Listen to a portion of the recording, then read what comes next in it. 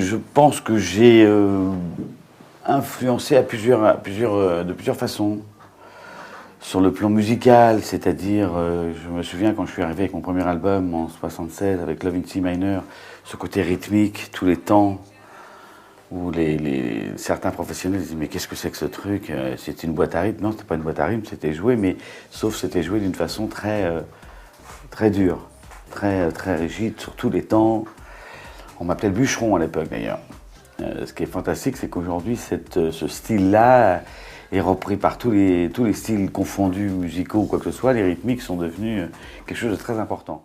Dans la scène électronique actuelle, il y a énormément de gens que j'aime beaucoup. Et c'est vrai il semble y avoir un lien affectif des deux côtés qui se noue au fil du temps. Et qui, moi, me touche beaucoup, me fait plaisir bien sûr, mais en même temps, je pense que c'est le cycle aussi de la vie, de pouvoir être dans un cycle comme ça de transmission, mais aussi de recevoir aussi. Parce que moi, je me nourris beaucoup de la scène actuelle, et je me sens faire partie de cette famille-là, ou en tout cas que beaucoup de gens m'ont rejoint, et ça me fait très plaisir.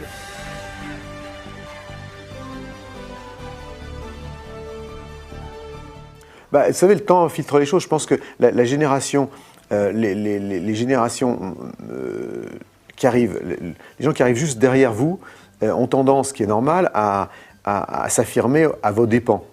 Donc, en fait, il suffit d'avoir du souffle.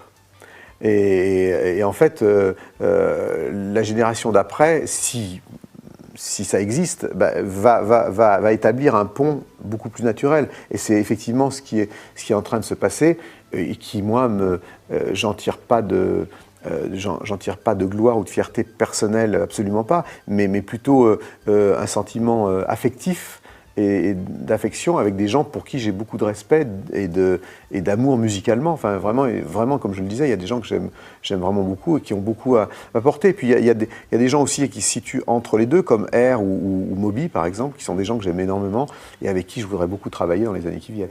Elle est morte, il n'y en a plus. Il n'y en a plus, une parisienne. Il y a certainement plein de raisons. Oui, il y a beaucoup de raisons. Déjà, pour avoir des nuits, moi j'en ai connu des nuits, que ce soit des soirées avec Warhol ou au 54 à New York ou au Palace à Paris avec des gens ici et ça. Il faut des leaders, il faut des gens qui savent mener la nuit. Et aujourd'hui, on n'a pas beaucoup de leaders. On en a eu, mais là c'est un peu pauvre. C'est pas simplement que français, hein, c'est un peu partout dans le monde. Ça c'est un premier point. Deuxième, je trouve que la musique qu'on y écoute, électro, minimaliste, comme son nom l'indique, minimaliste, c'est tellement minimaliste que, non, quoi, je veux dire, on peut pas aller dans un club entendre pendant 2 plombes, boum, boum, boum. La musique dance floor pour le dance floor m'intéresse moyennement. Enfin, ça m'intéresse si je suis dans un club pour danser, mais aller écouter une musique qui est faite pour le dance floor en dehors de ce contexte-là, finalement, m'intéresse un peu moins. Et c'est vrai qu'on a eu souvent la tendance, à tort, de résumer la musique électronique ces 15 dernières années ou 20 dernières années à la musique de dance floor.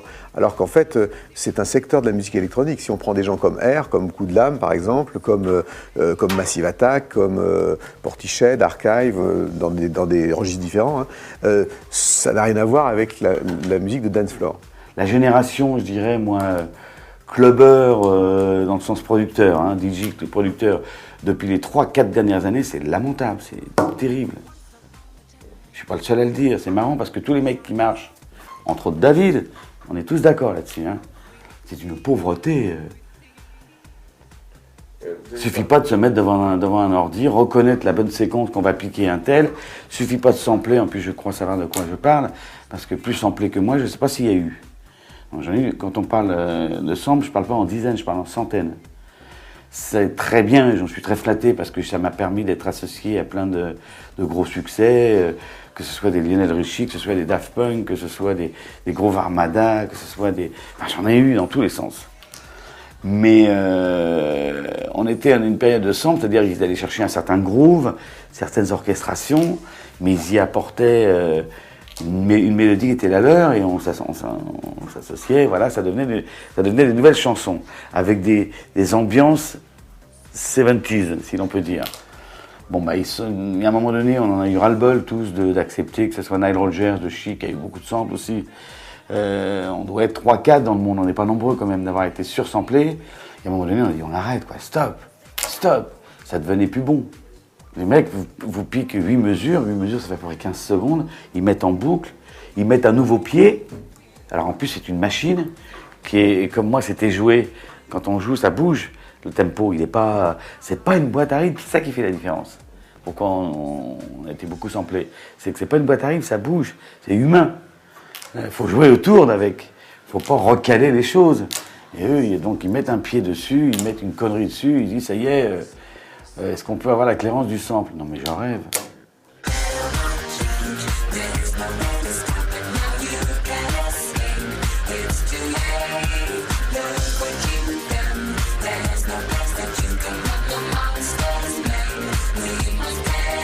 C'est vrai qu'il y a des gens que j'aime beaucoup, comme Vitalik par exemple, qui est quelqu'un avec qui d'ailleurs je travaille, qui est vraiment un des grands de la scène internationale actuelle. J'adore son album, la Flash Mob.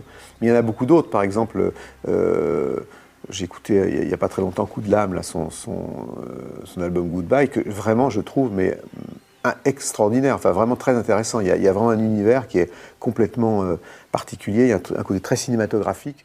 Il y en a beaucoup. Alors là, comme ça...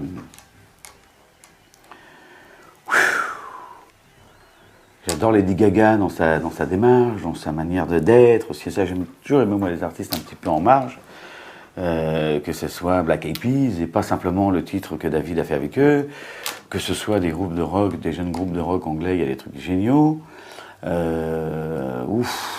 Comme ça, je n'ai pas de nom en tête qui vient, mais je trouve que la création, enfin. On commence à remonter un peu la pente. Il y a vraiment une belle chose qui se passe un peu partout quand même.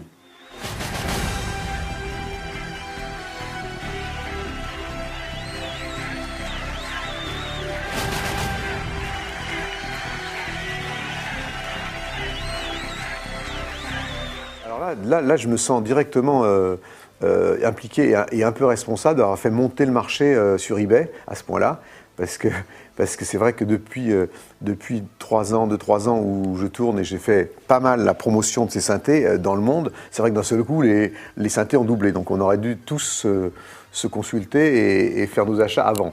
Mais c'est vrai que c'est tout à fait normal qu'il y ait Moi, je milite très fort pour la réhabilitation de ces instruments, dans la mesure où c'est pas un geste nostalgique ou rétro-futuriste. Ce qu'il faut bien comprendre, c'est que les synthés analogiques sont le futur de la musique électronique, ou en font partie en tout cas. Et c'est pas du tout paradoxal, c'est parce qu'il y a une histoire totalement particulière par rapport aux synthés analogiques. Ce sont des instruments qui ont cessé d'être fabriqués au début des années 80 et qui ont disparu. C'est pas le cas des guitares électriques ou du matériel de rock, c'est pas le cas des instruments classiques qui ont plusieurs siècles et qui sont toujours fabriqués. Les instruments analogiques ne le sont plus.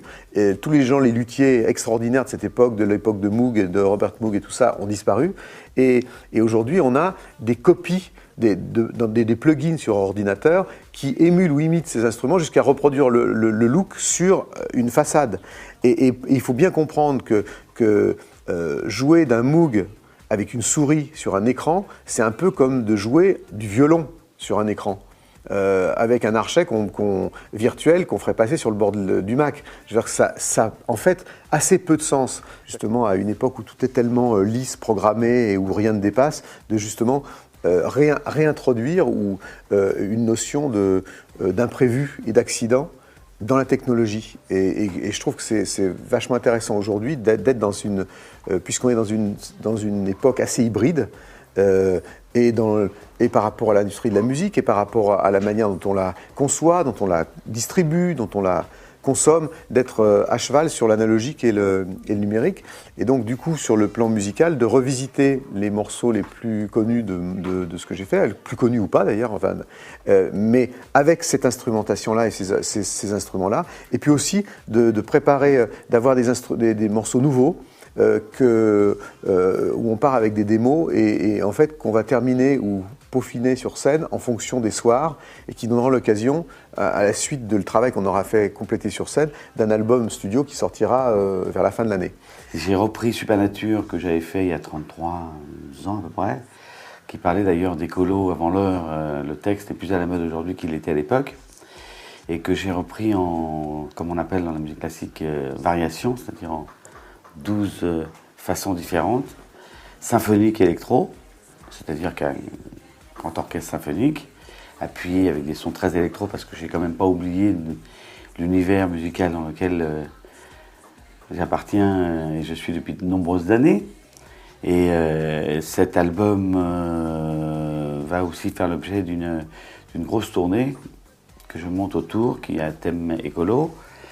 Le premier événement va être le 3 juillet à la Défense, sur le Parvis.